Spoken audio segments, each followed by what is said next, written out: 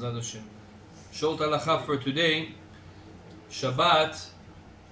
On Friday we prepare for Shabbat. Rabbeinu Ari say that the sweat that the person sweat for Shabbat cleans his sin. How does it work? Because in the forehead of the person, b'metzach, all the averot, the bad things that a person do, is written in his forehead. That's how tzaddikim could know and recognize a person that did sins by looking at his forehead. When a person sweat, usually the sweat goes to the forehead and it cleans the sins. That's why it's a big mitzvah to try to sweat for Shabbat.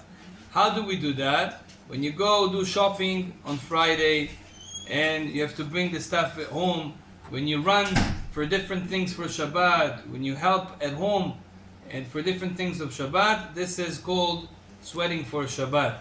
There's also a mitzvah for men to go to the mikveh before Shabbat. It's not a must, but it's a good thing to do, and it's helping the neshama, yetera, the extra soul that we receive on Shabbat, to come in. That's why anyone that can make this easily, go to the mikveh, that's a big mitzvah.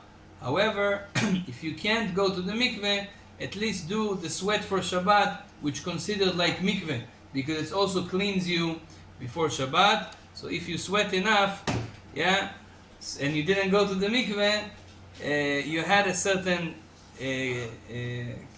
cleaning of the soul, you can hold on that.